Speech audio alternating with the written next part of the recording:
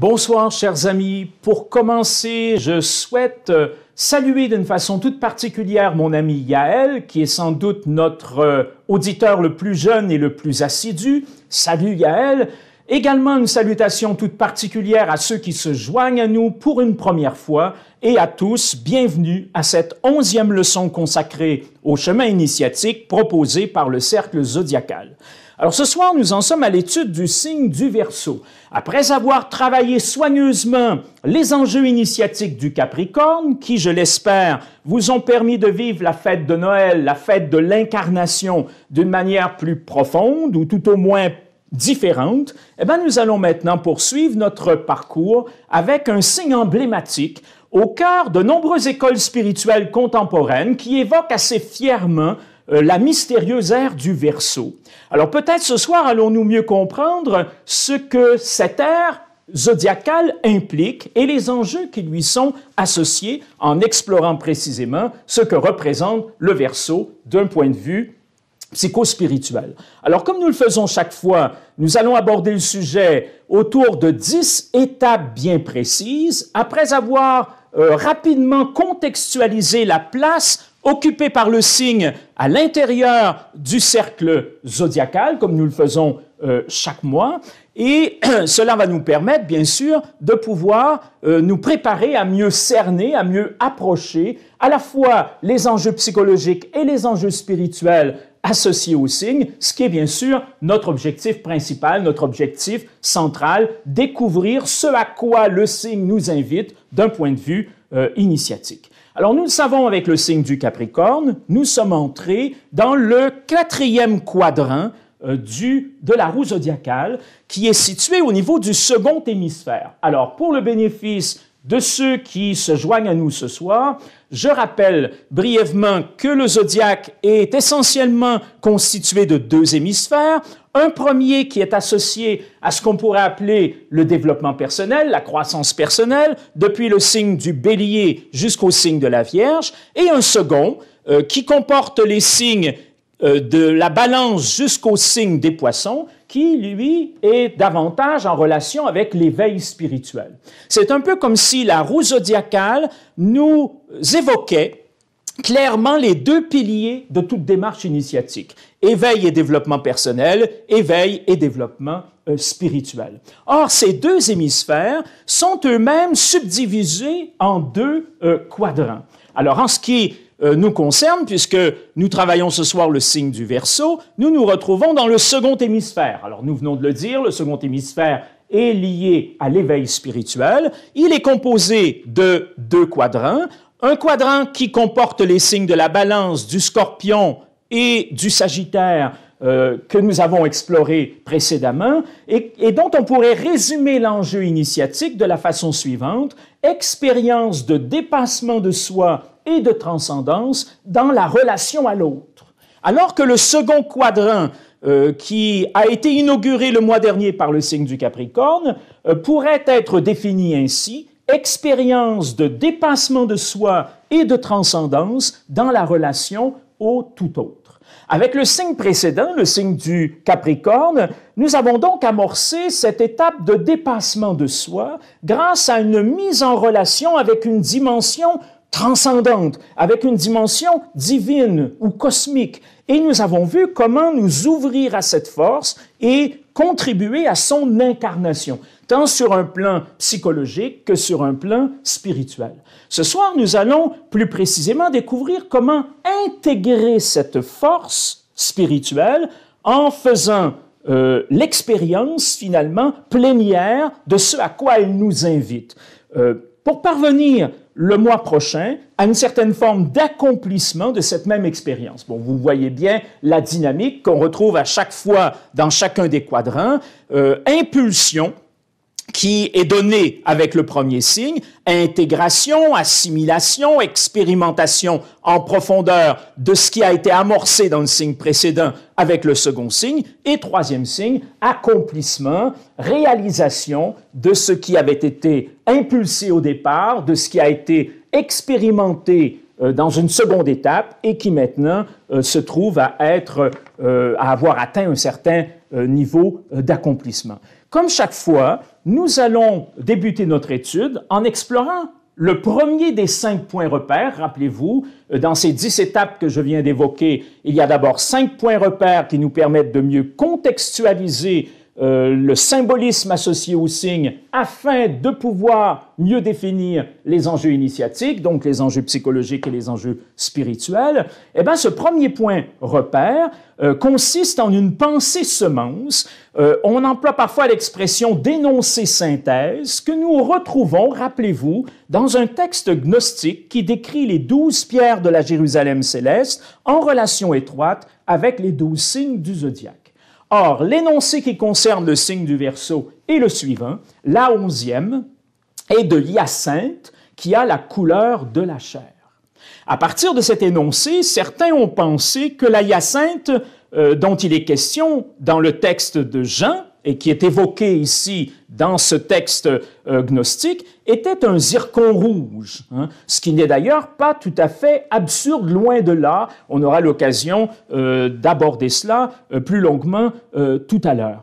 Mais nous avons plutôt tendance à penser qu'il s'agit en réalité d'un saphir, qui d'ailleurs était souvent désigné dans l'Antiquité par le mot hyacinthe. Alors, encore une fois, on aura l'occasion de mieux justifier cette posture lorsque nous allons approfondir les maîtres spirituels et les pierres associées au zodiaque. Ça se fera, je vous l'annonçais le mois dernier, lors d'un prochain stage qui sera organisé à Armeau, donc en France. Et nous allons à cette occasion travailler pendant 3 jours sur les maîtres spirituels du zodiaque et sur les pierres associées au zodiaque. Et là, on pourra débattre avec plus de nuances des raisons qui font que nous optons ce soir pour un saphir plutôt que pour donc un zircon rouge.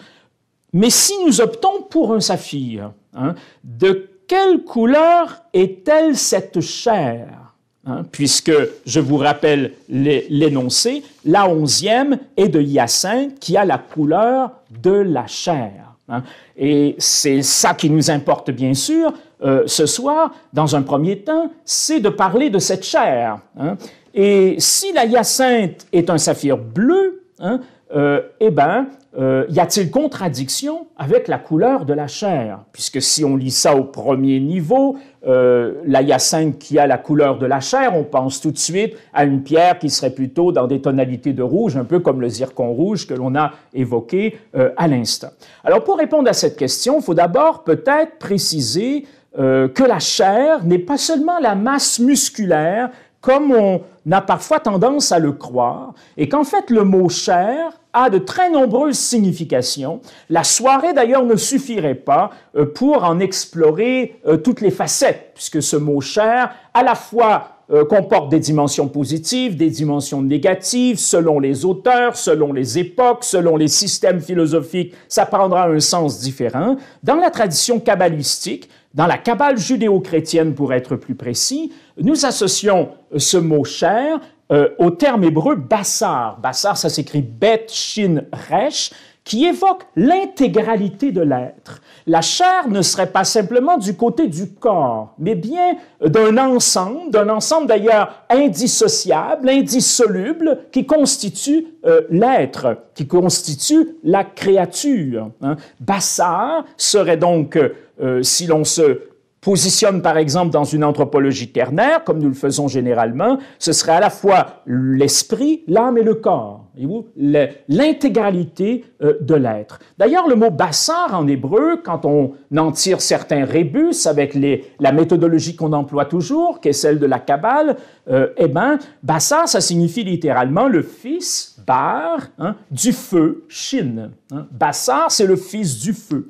Ou bassar, c'est aussi la maison du prince, c'est-à-dire le lieu de son installation, de son incarnation, j'oserais presque dire, puisque Sar, Sinresh en hébreu, ça désigne le prince, et Bet, c'est la maison, donc la maison du prince. Voilà quelques rébus, 2 rébus en fait, il y en aurait plusieurs, mais voilà déjà 2 rébus intéressants pour approcher un peu le mystère de ce bâssard, de cette chair, dans sa signification kabbalistique et tout au moins dans sa signification hébraïque. En fait, la chair évoque donc en tout premier lieu l'intégralité de l'être, d'où le concept de résurrection de la chair dans la tradition judéo-chrétienne, qui n'est pas une simple résurrection de l'aspect corporel, hein, de la masse musculaire de l'homme, hein, mais une résurrection de l'intégralité, en quelque sorte, de ce qu'on pourrait appeler la personne.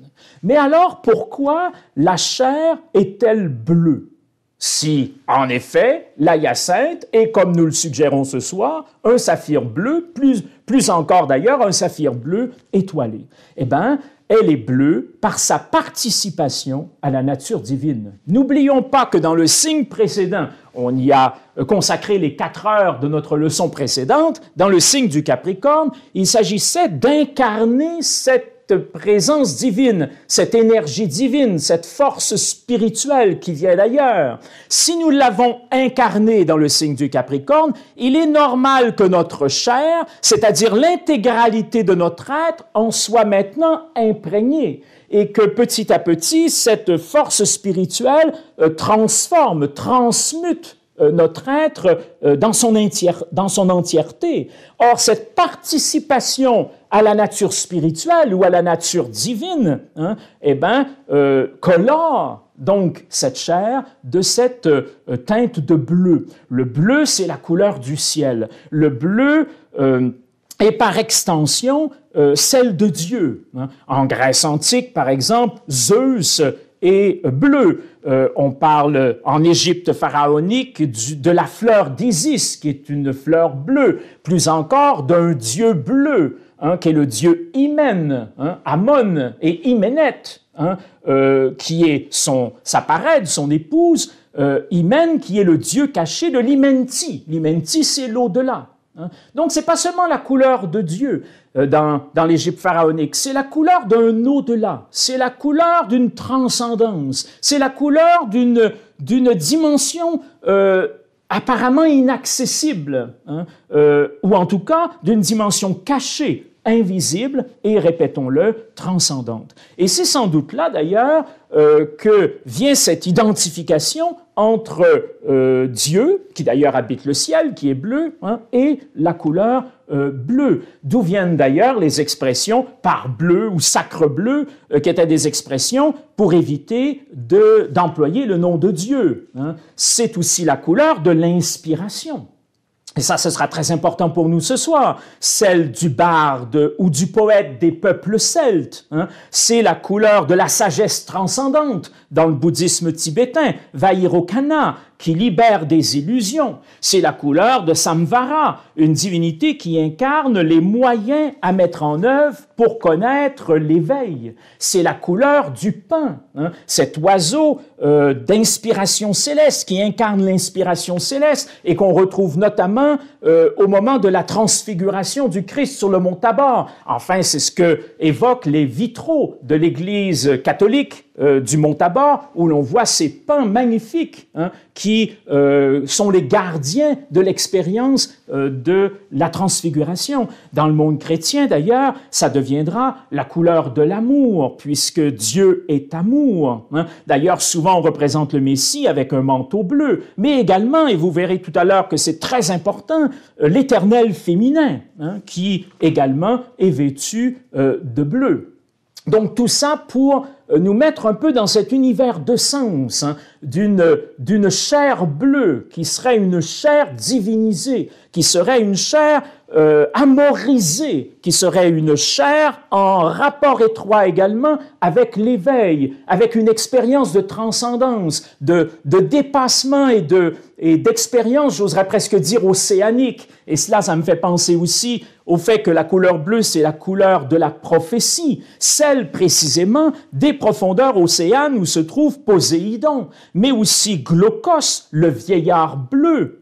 C'est la couleur de Nérée, qui est le vieux sage de la mer. Toujours ce rapport entre le bleu, la prophétie, une connaissance transcendante, une certaine expérience de l'éveil. C'est la couleur privilégié de la transcendance, comme d'ailleurs nous l'avons évoqué précédemment, notamment en citant le dictionnaire des symboles. Vous vous en souviendrez, on a eu d'autres occasions au cours de cette formation sur le zodiaque d'évoquer la couleur bleue. Là, elle se situe dans un contexte particulier, qui est celui d'une expérimentation de l'amour au sens le plus fort du terme, une expérience de divinisation, si vous voulez, d'une chair qui ressuscite d'une certaine façon, qui accède à une vie nouvelle, à une vie divine. Mais on a déjà cité ce passage du dictionnaire des symboles que je me permets de vous citer à nouveau pour vous montrer à quel point le bleu est lié à la transcendance.